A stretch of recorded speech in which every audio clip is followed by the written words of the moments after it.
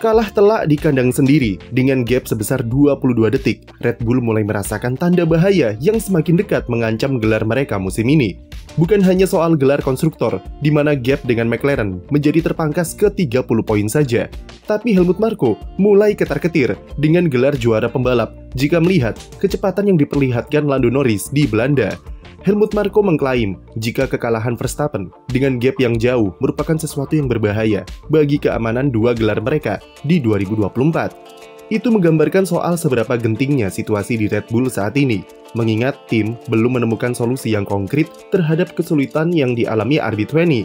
Di klasemen, memang Verstappen masih unggul jauh sebesar 70 poin dari Lando Norris yang musim ini saja baru mengkoleksi 2 kemenangan.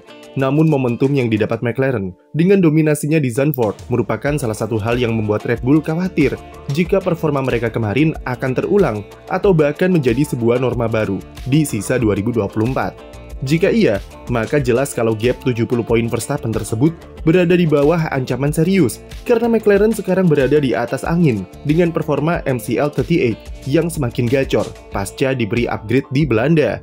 Norris sendiri cukup realistis dengan peluangnya yang cukup sulit untuk bisa mengejar gap poin sebesar itu dalam 9 balapan tersisa. Pembalap 24 tahun ini tak ingin terlalu terlarut dalam kemenangan fantastisnya di Zandvoort dan tidak mau memikirkan gelar juara terlalu berlebihan karena ia tahu sangat sulit mengejar ketertinggalannya dengan Verstappen. Tapi meskipun Norrisnya sendiri masih realistis dan cenderung masih menyalahkan dirinya sendiri karena buang-buang peluang di balapan sebelumnya, tak bisa dipungkiri mereka punya momentum untuk melakukan keajaiban. Toh, meskipun mustahil, dan kami sendiri pun juga tak yakin apakah Norris bisa memangkas jarak 70 poin. Tapi setidaknya, peluang itu masih cukup terbuka baginya.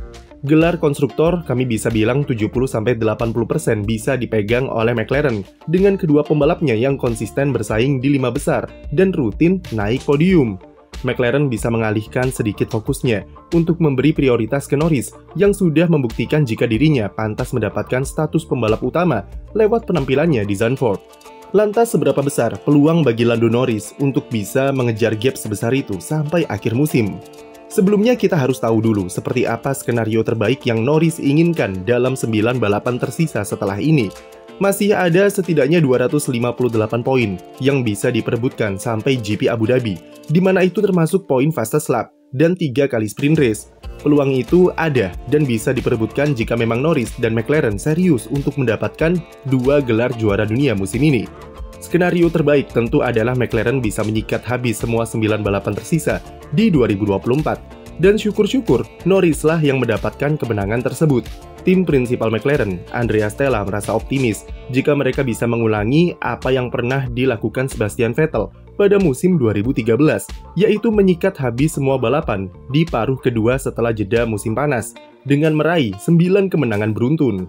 McLaren percaya jika mereka bisa melakukan itu musim ini, dan motivasi mereka jelas kalau bisa mengejar 2 gelar sekaligus, kenapa tidak?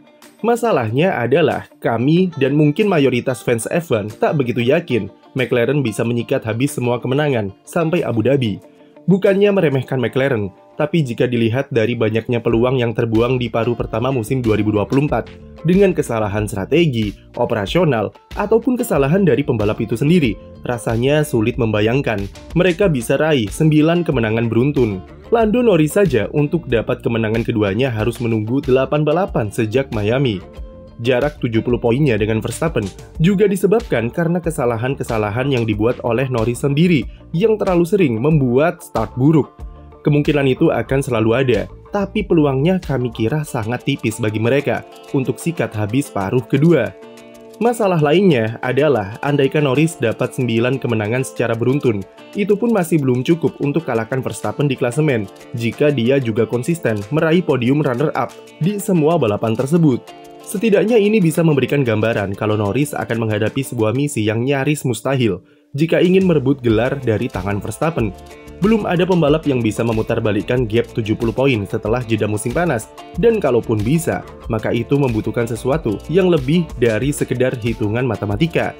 Norris juga butuh dorongan dari jalur langit atau keberuntungan, seperti skenario jika andaikan Verstappen gagal tembus 3 besar atau bahkan gagal finish, yang bisa membuka peluangnya makin besar. Oleh karena itu, Norris memilih realistis, tidak ingin terlalu terbuai dengan Verstappen yang jauh di puncak klasemen. dan memfokuskan energinya untuk tampil sebaik mungkin di setiap balapan. Karena keberuntungan hanya datang kepada yang berusaha, dan bagi mereka yang pantas mendapatkannya. Skenario inilah yang ingin dimanfaatkan oleh Norris, yaitu tampil maksimal di setiap balapan, dengan selalu berada di depan Verstappen, sambil berharap Devi Fortuna berpihak kepada McLaren. Meski nyaris mustahil, tapi jika melihat beberapa balapan ke depan, peluang untuk memangkas gap ke Verstappen secara signifikan terbuka cukup lebar bagi Norris. Balapan-balapan seperti GP Singapura dan GP Brazil seharusnya bisa menjadi track di mana McLaren berpotensi mendulang banyak poin. Apalagi dengan kondisi Max Verstappen yang berada di bawah tekanan, bisa membuatnya tampil gerusak-gerusuk dan berpotensi terlempar dari 3 besar, seperti yang terjadi di GP Hongaria. Semua kembali lagi kepada McLaren dan Norris, karena mau skenario apapun yang terjadi, nasib tetap harus ditentukan oleh tangan sendiri. Mereka berdua punya kekurangan masing-masing yang sangat terlihat pada paruh pertama musim 2024. Dan jika ingin mengunci 2 gelar sekaligus, maka harus ada perbaikan secara menyeluruh. Setidaknya di GP Belanda kemarin, terlihat jika McLaren dan Norris sama-sama memanfaatkan libur musim panas mereka untuk muhasabah diri. Operasional McLaren di GP Belanda adalah yang terbaik sepanjang musim, dengan mengeksekusi kemenangan Norris dengan apik. Strategi mereka ke Piastri juga sudah oke, dan kegagalan naik podium lebih disebabkan karena kesalahannya saat start, serta faktor teknis. Dengan pengorbanan yang sudah dilakukan di GP Hongaria, McLaren sudah tak punya lagi alasan untuk tidak memprioritaskan Norris di sisa musim ini. Keberadaan Piastri merupakan privilege bagi McLaren karena Red Bull tidak mempunyai keuntungan yang sama dengan kondisi Sergio Perez saat ini. Pembalap muda Australia itu bisa konsisten berada di 5 besar, tentu harus dimanfaatkan sebaik mungkin sebagai support system di baris depan. Piastri sudah pasti dengan senang hati melakukannya, karena sebagai balas budi terhadap Lando yang memberikan kembali posisinya untuk raih kemenangan di Hongaria. Sementara Norris, meski masih melakukan kesalahan yang sama dengan start yang buruk, paling tidak ada 2 improvement yang bisa kita lihat dari dominasinya di Zandvoort. Pertama, Norris jauh lebih tenang ketika menghadapi Verstappen setelah ia disalip saat start.